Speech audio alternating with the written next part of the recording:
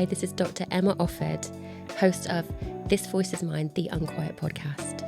For every neurodivergent mind that was masked, misread or missed, where identity is reclaimed and the system gets named, This Voice is Mine is a podcast for those who were told they were too much, too sensitive, too chaotic, too intense or not enough. Hosted by myself, Dr Emma Offord, a clinical psychologist, neurodivergent woman and unapologetic system disruptor. This podcast explores what happens when difference is pathologized and what becomes possible when we drop the shame, the script and the medical model. Through stories, reflections and conversations with people who were never meant to fit, This Voice is Mine reclaims the truth of neurodivergent minds, bodies and ways of being. This is not about fixing or fitting in.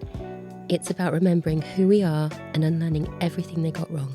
Today's guest is Charlotte, or as many of you know her from her Instagram, Twin Tides and Autism Vibes. Charlotte is mum to Jude and Tommy, whose story has taught hundreds of us so much about neurodivergence, love and resilience. She is also mum to twin girls, who she describes as incredible with the boys. And when she's not in full family mode, she's part of the team behind SAA Clothing, Shop Autism Awareness, a brand that celebrates and advocates for the autism community. In our conversation, Charlotte talks honestly about life with her family, the highs and the lows, and the reality of navigating life as SEND parent. Charlotte is an absolute powerhouse and beautiful soul, and this conversation was jam-packed with honesty, vulnerability, and raw truths.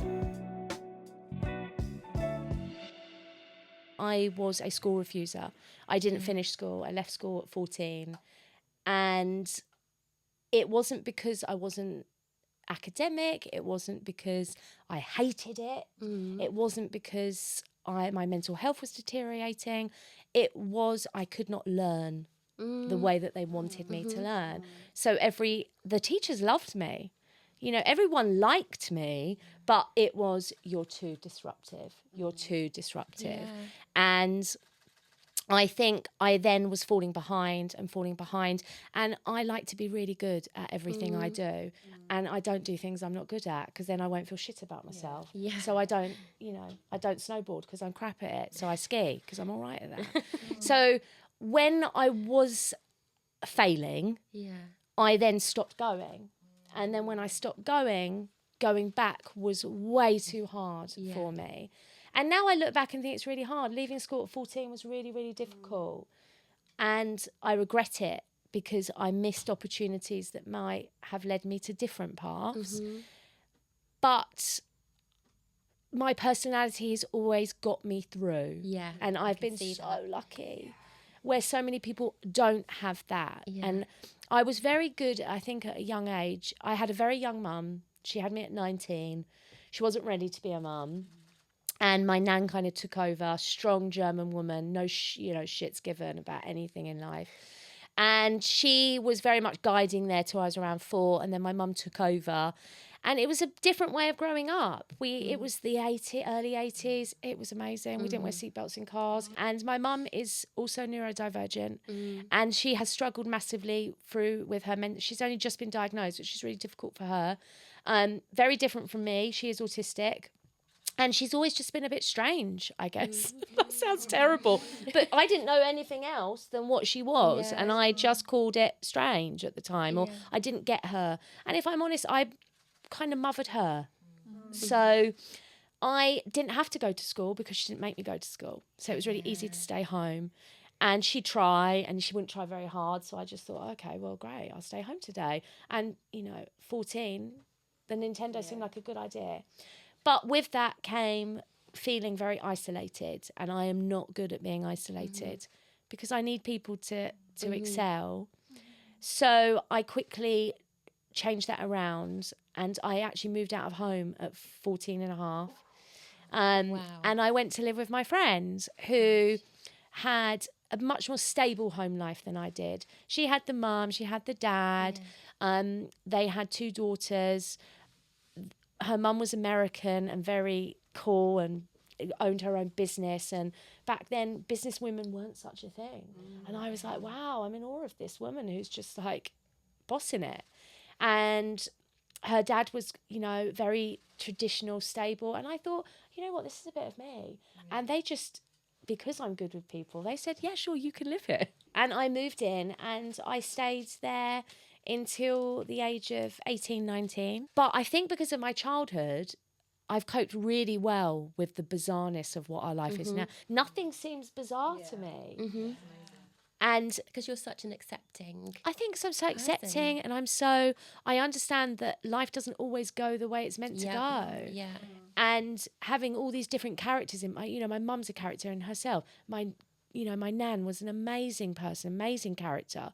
And having all these women who were big, it was always the women that were the big characters. I was gonna say, the men were the sit back in the chair kind of. Yeah. But then my dad, I didn't actually meet my dad until I was much later in life.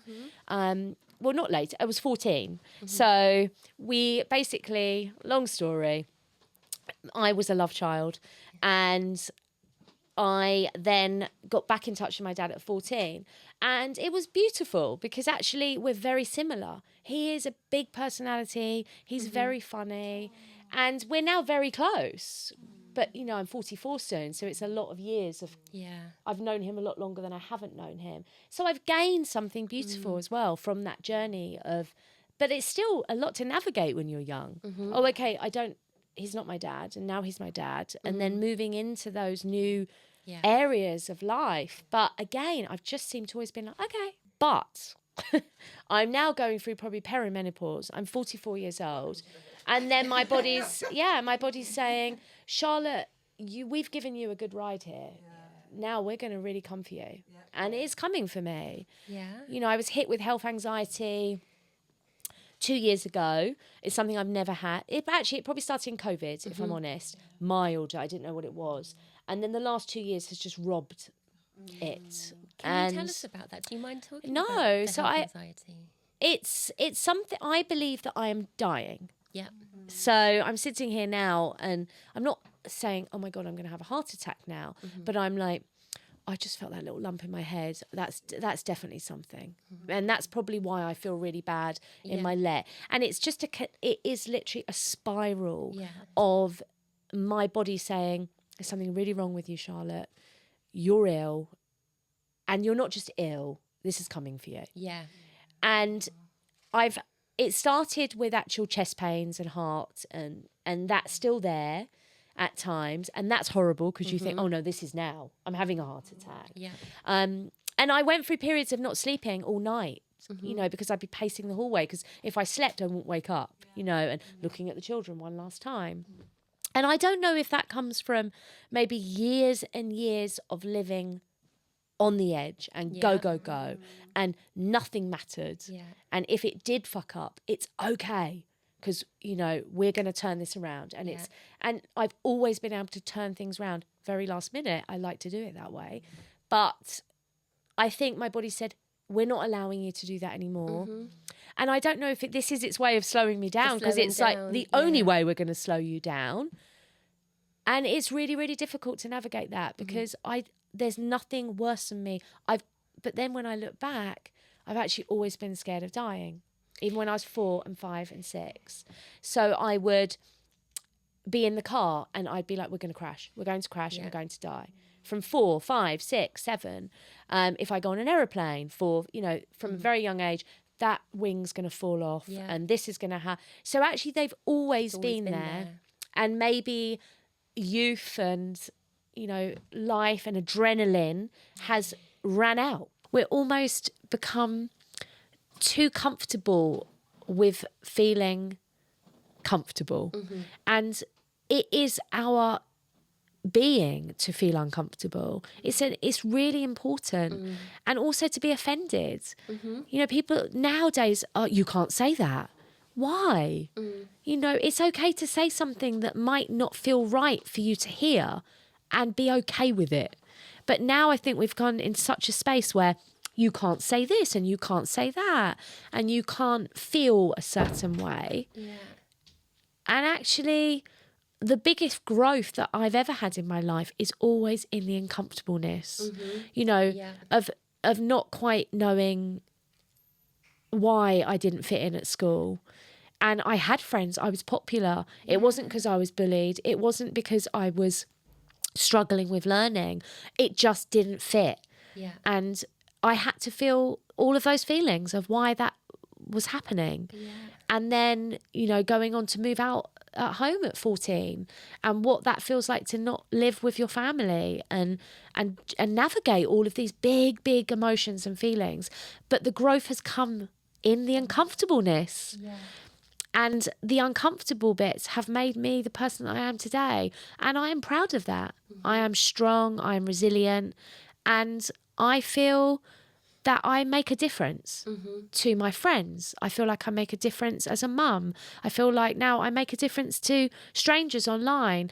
And I'm proud of that, but I'm also know that none of that could have come with living in the uncomfortable. And that had to happen for me to be able to grow and to say, yeah, life is a journey of not hearts and roses and flowers and sunsets all the time. It's also rainy days, no sleep.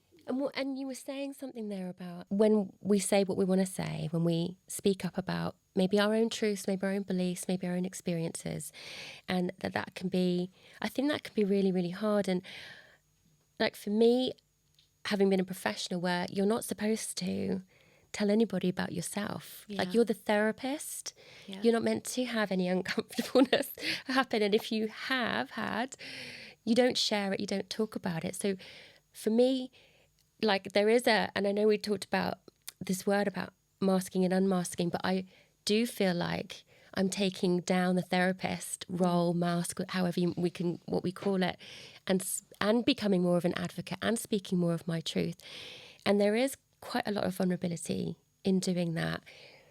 But I think it is so important to grow that full size self and to expand. And not everybody likes that. And not everybody does like what you've got to say. And you can feel threatening, that people can feel threatened by you and what you're achieving and what you have to say.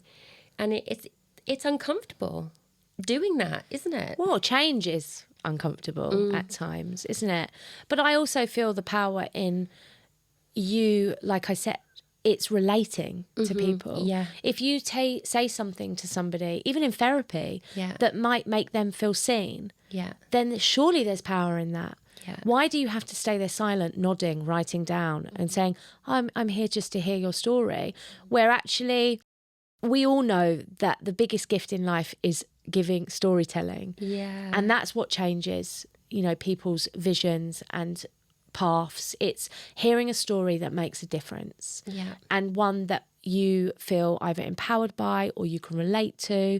And I think if you're a therapist, you probably have many stories to tell. I mean, I have friends that are therapists. They also have to go through many, many hours of therapy before they can become a therapist. Yeah. And they've got way more shit than most people that are sitting in the room. Yeah. So I think that there's something really powerful about giving therapy, needing therapy, and working that all out together in a room or like your page, which is you offer therapy for people who need it as a service, but you're also there showing the world that you are not perfect. Exactly. And people need to know that the person that's hearing them is not perfect because you will not get it. And when I see what you do and what you have to say, there's such heart in it.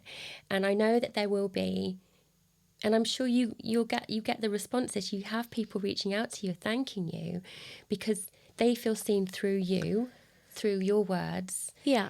Through, you advocating, but you showing that life is hard, that there isn't always a space for yourself, that you've made life work over and over again, haven't you? Over and over again. I think so. And people say, from years, they'd say, Jude slept for 2 hours a night, every night, for around 4 years. Yeah. And that's very minimal sleep. And people say, I don't understand, you look so good and you seem fine. And because what's the other option? Yeah.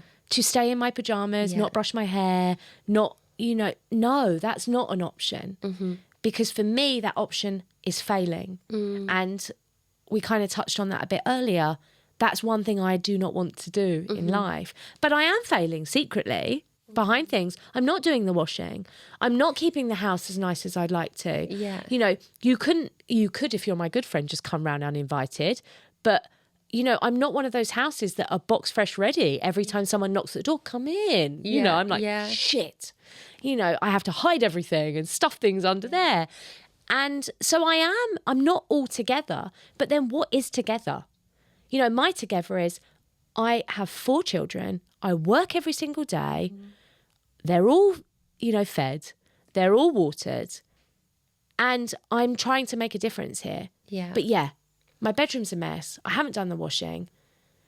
So I feel like wherever you look, you might fail. And I have to accept that. I wish that I could get some balance back a bit. I do need help with that at the moment, because I feel like my relationship with Carl is definitely changed since I started my page. Yeah. He feels that. He sees that. Because I'm so invested. Yeah. And I think I'm so invested because it's the first time it's about me. And this is what I'm saying about growing full size, and how that's not always comfortable for other people, because the space that you maybe gave them, or the presence that you had for them changes, and it is maybe more for yourself, or what you believe in, or what you want to achieve. And there can be pushback against that. You know, certainly my family are not always happy at what I'm doing. And even, one of my children the other day was saying, I just preferred it when you're always on Instagram. Yeah. I was like, that's definitely not true. But there's this pushback. And I think some of that is also about, it is hard to do something like advocacy where there isn't an instant reward. It isn't, a paid for job necessarily. No, absolutely not. And you also have pushback, and you have people who judge you. And to me, there is such a vulnerability there. And it does take resourceful people who have that sense of justice and drive for change to change the world. Quite often you are taking a risk in your relationships. Do. And I think that's it. Like, my page is 100% authentic. I only post on an hour before I'm going to post. I never schedule posts. Yeah. I never look at posts that are trending to see if that's a good subject. Yeah. I literally, it's life experience or how I'm feeling in that day. And some days they get loads of likes, and some days they get no likes. And as a person, you can't help but take those things personally sometimes, because you work so hard. Sometimes I've done posts and I've been given it everything. Yeah. And you're like, there's no traction. There's no one sees it the way I see it. Yeah. And then I'll do a post that, I don't know what to do tonight. Bang. So you have to, I've got better at separating myself from it. I'm like, no, this post is for me. And if they like it, great. Yeah. Where before it was, oh no, that didn't do well. Why? Was it not good enough for them? Or now I'm like, no, this is me. This is my story. If one person likes it, great. If 1,000 people like it, great. So I have got better at that. But there is this first time in my life that I've done something, like I said, it's my name, it's my face, it's my pressing send, it's me doing this, that I've got this huge sense of responsibility to it. I feel like it's another child that needs nurture, natured, and I don't want to let people down. But most of all, I don't want to let myself down. Yeah. And that's hard to break. It isn't. And I think, again, a lot of what I want this podcast to be about is, showcasing people who, step into that position of giving voice to the unsaid that maybe other people can't, or don't know how to, highlighting that vulnerability there, and, showing actually it's not an easy thing just to, you're not just creating a pretty post and the likes just kind of, come to you easily necessarily. There's a lot of vulnerability and personality, and it is like either your baby or you're kind of very exposed, aren't you, in doing that? Yeah, you really are. I feel a lot of vulnerability doing it, but it doesn't stop me. Yeah. And well, maybe that's a fire you need. Yeah. It's a new drive, and I think that's it. It's this newfound sense of it's like a diary, isn't it? It's like your own personal diary, but you're allowing people to read it every day. Absolutely. And it's very private to you, but it's also very out there to everybody else. But it's easy because it still feels private, because you're not sitting in an open forum and everyone's saying, oh, we've just read that. You know, if you want to look at the comments, you can. If you don't want to. And I feel this deep connection to it, because I think it's me. Yeah. It's my voice, it's my thoughts, it's my feelings. So I do feel very protective and very, like, I couldn't imagine going on holiday for 2 weeks and not looking at it or touching it. Yeah. And that probably would feel unhealthy to a lot of people. Say it's not healthy. Yeah. You know, some of my good friends saying, it's not healthy. You know, you need a break, you need this, you need that. But it's hard to take a break from something that feels like your biggest purpose at the moment. Absolutely. And I mean, the way I would explain it about myself is, it is part of my kind of neurodivergent profile. It's part of how I operate in this world. I'm all in. Yeah. and there is fire, there is energy. And I think that is part of that really creative element that not everybody necessarily has that way of investing in something. And I almost always make it very personal. What I do is with integrity. It's from the heart. My identity is right there.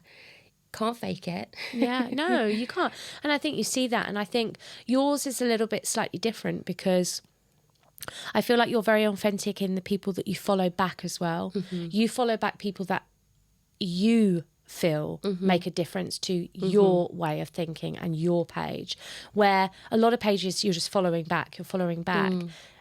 So I think yours feels more, it's a two-way street. The people that are following you and that you're following back are in this kind of togetherness. Absolutely. And that seems quite important. Yeah. And I think you get to do that because your page is more for themselves. You know, I go to your page to feel seen for me, not to feel seen as a parent, not to feel seen as Jude and Tommy's mum, or as an advocate, you know, being an advocate. I look at your page to get validation and to feel seen for me as Charlotte, as a person. So your page works very differently from the general mum or dad, or this. Your page is different from that. And those pages are needed. Yeah. Those pages are for when I'm scrolling. Yeah. I don't want to sometimes always just see another post about parenting, because I've just parented all day long. Yeah. And actually, maybe do I need to see a post that's going to help me regulate a bit more right now? Yeah. And that's the power in our world, that I think a lot of people get one-track minded in thinking, well, you know, I'm on this journey of being an autism mum, so I can only follow autism mum pages, where actually there's so many other outsources and resources out there that could help you parent so much better, could help you. You don't have to be neurodivergent to follow a neurodivergent page. And a lot of parents, you become a product of your environment. You may not be autistic, you may not be ADHD, you may not have neurodivergency, but you are living it day in, day out, that actually you start to feel neurodivergent. So sometimes following a page where it guides you in those things may help you. You know, they may make you feel seen or more, you know. I never minded babies crying or, you know, being in a busy airport ever. Yeah. Till Jude and Tommy were bothered by it. And their behaviours have now become my trigger. Yeah. Because I've had such bad experiences with them that now when a baby cries in an airport, I go straight back to that really bad place. And actually I need help regulating too because of that. And because I was thinking, you've kind of brought something back up for me that I was thinking when you were talking earlier, when you were talking about, you know, the different neurodivergent profiles within your household. And I was thinking, I wonder what happens to Charlotte's neurodivergent needs, and because where your accommodations for yourself probably go out the window quite a lot of the time. They do, and I think I always know when I'm not okay. My light goes out. I get very, very quiet, and just I'm not me. You know, I become a flat. It's like the Coke's, you know, lost all its fizz. Yeah, and it doesn't happen a lot, but when it does, people notice because I'm always happy, and even if I'm not happy, I'm kind of, right, we're doing this, we're doing that, I'm, on the ball. When I sit back and do nothing, Right. people are like, well, what's wrong with you? And sometimes, and I used to get angry when I was younger, actually, because if I was quiet, people would say, what's wrong with you? And I used to say, why do I have to be the entertainment all the time? I used to say it in relationships, I'd have to say it to friends and be like, so if I sit back a bit, no one's bringing the A game. I want to be entertained, actually. And then I'd start getting angry, and be like, no, someone else can bring the entertainment tonight. Yeah. Because you don't always want to be front of the stage. And I don't mean to be, but I think it's just so natural that people expect it from me now, that when I am quiet, and maybe that's why I'm so uncomfortable in the quiet, that people are uncomfortable. And I'm not comfortable with people not being comfortable. Yeah. So it's all this snowball effect of how to work all of those things out. But I think the biggest thing that I need to learn is to figure out what actually makes me happy. Yeah, and I don't really know. Yeah, and you've mentioned this a few times, but also this idea of, like, in these experiences, you're so outwardly thinking about others that I don't know what the experience was like. Yeah, I can't really picture what that feels, because I take joy from other people's joy. Yeah. And which is kind of selfish anyway, because, giving is still selfish, right? Because you're, getting to see the reactions and how that makes you feel. But I think that, I need to just learn how to do the next stage of life. I've been so good at childhood, teenhood, 20s, 30s. I've smashed it. Yeah. You throw it at me, I've got it, I can do it. I'm now in the second stages of life where I'm into the 40s. Yeah. And I'm really struggling. And this is what so many of us describe, that especially neurodivergent female menopausal experience, and perimenopausal, where the wheels are coming off, where we're taking stock. Just because we can doesn't mean we always should, and we can't actually any longer necessarily keep at that pace, have that energy. And I don't even know if my wants and needs are the same anymore. This is the problem. I think everything has shifted. It literally happened as soon as I hit 40. A light went out, and then something, and you couldn't write it, or, it was just mental. It's all just happened. And I think I'm feeling very insecure about it, because I've always been so good at knowing what to do. Yeah. What do you mean that you're not living with your parents? Fine, don't worry, I've got this, And living in America, I've lived in Birmingham, I've lived in loads of different places and navigated life so well. Terrible births, terrible pregnancies, trauma, all sorts of things. But I can't navigate the 40s. Yeah. I can't do it. And I think the hormone imbalance is one that I was never prepared for. I don't know how to be the version, the next version. Yeah. And maybe that's what I just need to work out. What is the next version? I think, I think so, because that's exactly how I've been handling it and thinking about it. I turned 50 not long ago, and here I am, contributing to a book, doing the podcast.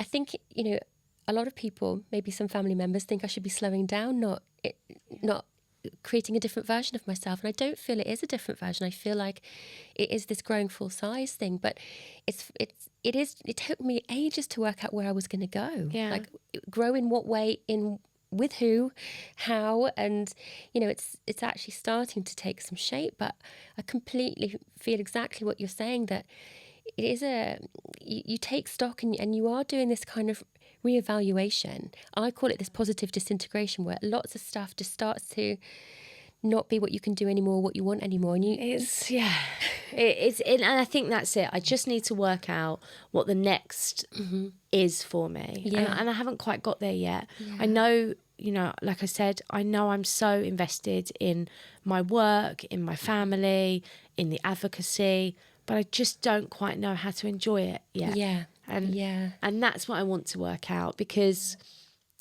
it's going to take a lot of work and it's going to take a lot of strength to keep growing and keep going. Yeah. but I just want to feel authentic and happy doing it this time. Yeah. And when you're young, you do it on adrenaline. Everything feels good. Yeah. But when you're older, it doesn't feel like that. Yeah. You know, I want to find the beauty in, you know, the peace, which I don't know how to do yet because I don't like peace. Yeah, we'll have a think about that. Absolutely. What is and I do think, you know, I started going to therapy, and it was probably one of the biggest game changers. Talking is huge. Yeah. You know, it's the biggest outlet for our brains, and dumping is massive. Yeah. So that definitely has helped me. And I just need to get, like I said, consistency is not my strong point, but I also know for something to work, you need to do it for more than, 4 days or 5 days. Definitely speaking to the wrong person, because I'm a very inconsistent person myself. It's frustrating. And as you get older, you do have to be more conscious of your health and what your limits are. Yeah. You know, I can't do what I used to do at 25. I'm not in the same nick. You know, that's for sure. So Charlotte, because we're pretty much at the end of our conversation, I was just thinking, for those, maybe, some of those parents out there who haven't found voice, who maybe, sort of walk in your footsteps a little bit, because your voice is advocating for them, for their families. What would you, if you could really leave them with something about what this journey of advocacy and raising your voice for them, for yourselves, if you could leave them a message that doesn't have to be anything profound, it's just something that you think is meaningful to you in this journey of advocating, what might you say to them? I think the biggest thing is in advocacy is never feeling what your thoughts and your feelings are wrong or that they should match somebody else's. If you feel that your style of parenting is the way that you need to go and you need to keep going on that path, but you're reading lots of things that are saying no, find the people that are on your path. Yeah. Go with it, because it is so tiring to do something you're not happy doing. But if you find something that you're passionate about, you find something that means something to you, you will naturally find your tribe. Yeah. And when you have a tribe behind you doing it, then it becomes fun. Yeah. And when it becomes fun, it becomes powerful. Yeah. And it is all about finding connections with people that just think like you do. Yeah. And even if they don't think like you do, but you still vibe with them, connect with them, because sometimes the magic is actually meeting someone who makes you think differently. Yeah, absolutely. And that's what I would say to someone is it's all about people connecting and sending that DM for the first time, and I get DMs saying you probably won't see this message, but I do see it. And I will reply if I'm your jam, So it's connection, definitely, 100%. I completely agree with you. Having that social scaffolding, the safety in relationships, especially when you're speaking up. And validating each other. When I do a post and, you or other followers are like, I love this post, I love this, or reshare, it makes you feel seen. It makes you feel validated. Yeah. And the more likes you get, the more hearts you get, not as in number-wise, but people that you know and that you respect, like something you like, it makes you feel good. And it takes nothing to do that. It does. And, because I think especially when you're like an advocate, I think people maybe don't realise that you also need to be seen and responded to, and you want to highlight and help others be seen, but you're human too, and you also need that relational nourishment as well, don't you? And to say well done. That is motivational. It might give that person the need to go, okay, I'll do it again tomorrow now. Yeah, exactly. And we want you to do it again tomorrow because your voice matters. Cheering you on. Yeah, absolutely. So Charlotte, for our listeners, where can they find you if they want to? So I am twins _ I'm just going to say it. It's Twins, Tides and Autism Vibes. Brilliant. And I'm on Instagram. I don't really do other platforms. That's where I'm mainly at. maybe one day, but for now, my heart's with Instagram. Thank you so much. Thank you for having coming me here, and it's just been a joy speaking with you. It's been so nice, and I've loved every bit of it. Oh, I hope so.